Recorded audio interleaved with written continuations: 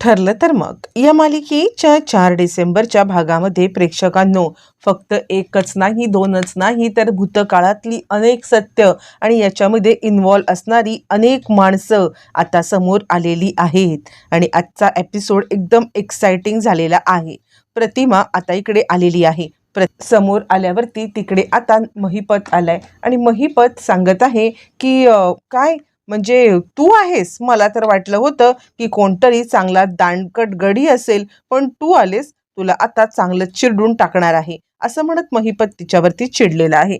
तोपर्यंत अर्जुन आणि सायली हे सगळं ऐकतायत आणि त्यावरती प्रतिमा एक एक पाऊल पुढे टाकत चाललेली आहे.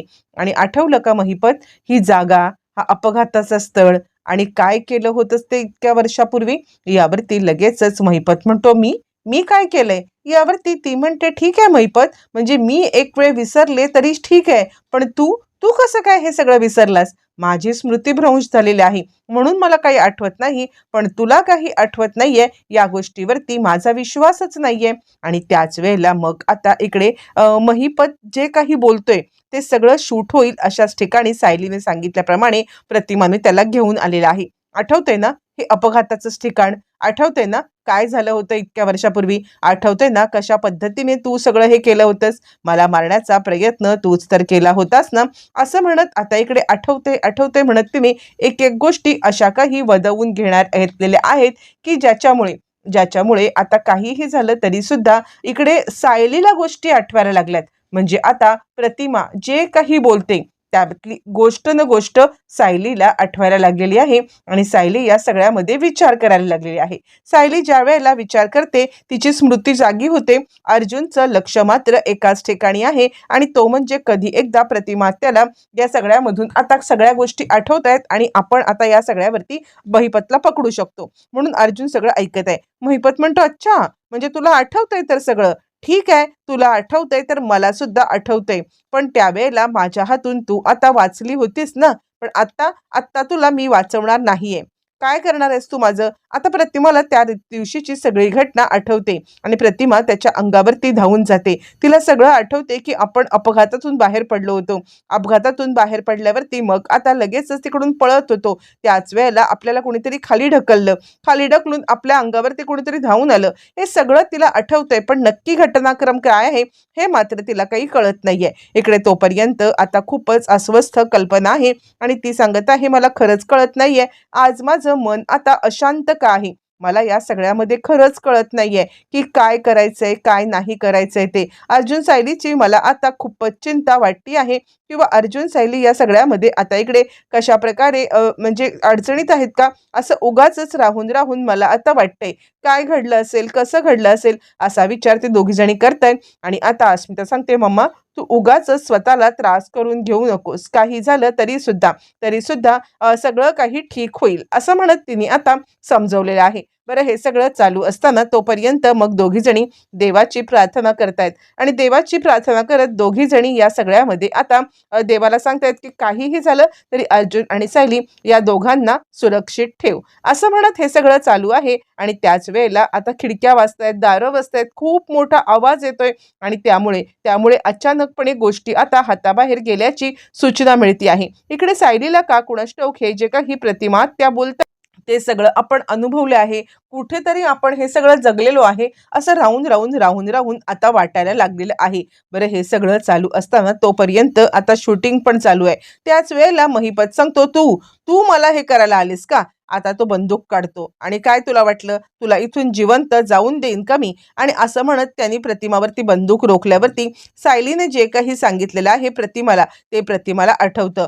ज्या वेळेला महिपत तुमच्यावरती हल्ला करेल त्यावेळेला मागे कोणीतरी आलंय असा भास करायचा आणि तुम्ही असं म्हणायचं आणि त्यानंतर तो मागे वळेल त्यावेळेला पळून जायचं किंवा बंदूक हिसकवण्याचा प्रयत्न करायचा. सेम टू सेम जे काही सायलीने सांगितलेलं आहे ते आता इकडे प्रतिमाला आठवते आणि त्यानंतर प्रतिमा महिपतच्या समोर उभी आहे आणि महिपतला सांगते आहे, तुम्ही असं म्हटल्यावरती लगेचच महिपत एक क्षणासाठी मागे वळतो. प्रतिमा त्याचा हात झटकते, त्याच्या हातातून बंदूक काढण्याचा प्रयत्न करते आणि त्यानंतर तिकडून आता पळत सुटते. महिपतला काहीच कळत नाहीये नक्की काय झालंय ते आणि तोपर्यंत महिपत तिच्या मागावरती पळतोय. प्रतिमाबाई कुठे जाल पळून?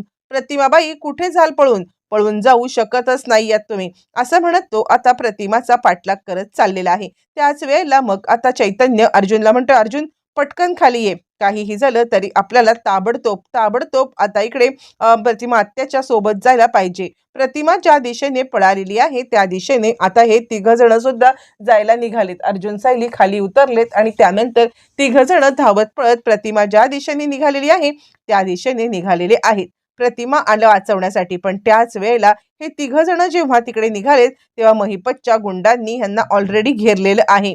महिपतचे गुंड घेरतात आणि आता ते चांगलेच त्यांना अडकवून ठेवतात, जेणेकरून प्रतिमापर्यंत या लोकांनी पोहोचू नये असं म्हणत आता इकडे त्या गुंडांनी प्रतिमाला म्हणजे प्रतिमाला वाचवण्यासाठी हे लोक चाललेले असताना त्यांना चांगलंच अडकवून ठेवलेलं आहे. बरं, हे सगळं चालू असताना प्रतिमा एकटीच पळते. हे तिघजण फाईट करतायत जेणेकरून त्यांना आता इथून जाता येईल. पण आता त्यांना तिकडून जाता येत नाहीये, कारण ते तिघच जण आहेत आणि ते गुंड मात्र खूप आहेत. हे सगळं चालू असताना तोपर्यंत रविराज आता मात्र इकडे आलेले आहेत आणि रविराज पोलीस स्टेशनला आहेत. काय घडलं असेल, कसं घडलं असेल असा ते विचार करतायत. तिकडे नक्की ठीक झालं असेल ना, त्यांना खूपच चिंता वाटून राहिलेली आहे. इकडे तोपर्यंत प्रतिमा आणि आता इकडे कल्पना आणि अस्मिता दोघी जणी आता देवाची प्रार्थना करतायत आणि देवाची प्रार्थना करतायत आणि ते दोघी जणी सांगतायत की अर्जुन सायली वरती आता कोणतंही संकट येऊ नको दे, कारण का आता काहीही झालं तरी सुद्धा हे दोघं जण एक व्यवस्थित सुखरूप येऊ दे असं म्हणत आता इकडे ती प्रार्थना करते आहे. असं हे सगळं चालू असताना आता दोघी जणी सांगतात की अर्जुन सायली यांना आता कोणत्याही संकटात पाडू नकोस. आणि त्याच वेळेला कल्पनाला खूपच वाईट वाटतंय की अर्जुन कोणत्या संकटात खरंच अडकलाय का, काय झालंय, तिला काहीच गोष्टी कळायला मार्ग नाहीयेत. काय घडतंय असा ती विचारच करत बसलेली आहे. बरं, हे सगळं चालू असताना तोपर्यंत अस्मिता तिला समजवते आहे आणि अस्मिता तिला आता समजवत सांगते आहे की मम्मा तू काळजी करू नकोस, सगळं काही ठीक होईल, देवी आईवरती विश्वास ठेव. यावरती ती सांगते, हो आता सगळं बाई भरोसा हा देवी आईवरतीच आहे असं म्हणत मग मात्र आता इकडे दोघी जणी प्रार्थना करतायत. तोपर्यंत आता सायली तिकडे पाहते आहे की प्रतिमा आत्या पळतायत आणि तिचं प्रतिमा आत्या पडल्यात खाली. प्रतिमा खाली पडली आणि सेम टू सेम त्याच वेळेला जो प्रकार आणि तिला आठवतं की याच्यामध्ये आपण आता खाली पडलो होतो, सेम टू सेम आपल्यासोबत हाच प्रकार घडला होता.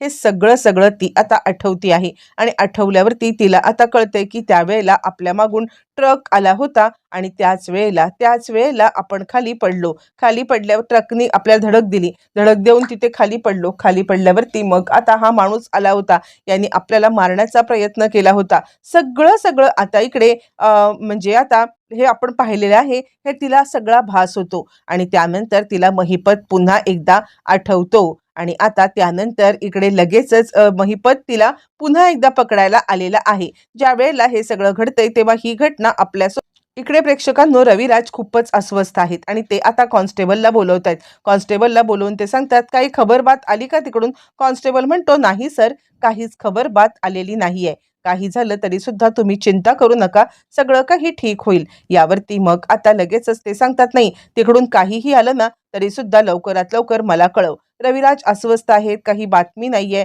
आणि ते आता या सगळ्यामध्ये इकडे फोन करतायत, फोन लागत नाहीये. खूपच त्यांना अस्वस्थ आता प्रेक्षकांनो प्रतिमाची स्मृती परत आलेली आहे. ज्या भीतीवरती तिला आता इतके दिवस त्रास होत आहे, ती भीतीचं सत्य आता तिच्या समोर आलंय की हे सगळं आपल्याला का होत आहे. आणि त्यानंतर मग आता हे सगळं या महिपतमुळेच घडतंय हे पण कळलंय आणि तितक्यात महिपत तिकडे आलाय. आणि काय प्रतिमाबाई, तुम्हाला काय वाटतंय की आम्ही तुम्हाला इथून जाऊन देऊ का?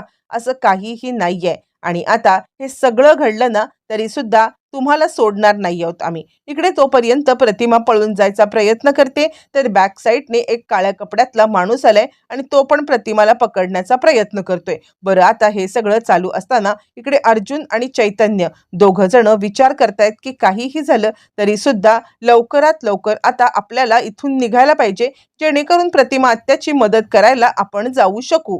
काय करता येईल, कसं करता येईल. आणि त्यानंतर मग आता हे सगळं होत असताना पुढे आता काय करायचं हे काही कळत नाहीये.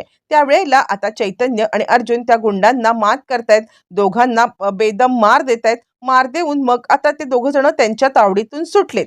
तावडीतून सुटल्यावरती लगेचच आता इकडे अर्जुनला चैतन्य सांगतोय की अर्जुन, मी इथे आहे, तू आता इकडे थांबण्याची काहीच गरज नाहीये. या लोकांना काय करायचं, कसं हँडल करायचं ते सगळं सगळं आता इकडे मी पाहतो आणि त्यानंतर तू आता काहीच काळजी करू नकोस. आणि आता असं म्हटल्यावरती लगेचच अर्जुन सांगतो, ठीक आहे चैतन्य, तू इकडे सांभाळ, मी प्रतिमा आत्याला बघायला जातो. त्यामुळे ते इकडच्या सगळ्या माणसांना चैतन्य हँडल करतोय आणि तोपर्यंत अर्जुन तिकडून निघून गेलेला आहे. बरं, हा सगळा रात्री मध्यरात्री प्रकार चाललाय आणि इकडे आता परत एकदा बंदूक घेऊन महिपत प्रतिमाच्या मागे येतोय. ज्या वेळेला परत एकदा बंदूक घेऊन महिपत तिकडे आलाय, प्रतिमा पुन्हा एकदा पळून जाण्याचा प्रयत्न करतेय. पण पण आता तो दुसरा काळ्या कपड्यातला माणूस काही प्रतिमाला तिकडून जाऊ देत नाहीये. तो प्रतिमाचा हात धरून गच्च तिला धरून ठेवतोय आणि प्रतिमाचा हात धरून तिला गच्च धरून त्यांनी आता तिला पकडण्याचा प्रयत्न केलाय. महिपत म्हणतो, प्रतिमाबाई, अहो कुठं पळून जाल? पळून जाण्यासाठी तुम्हाला आता काही मार्गच नाहीये.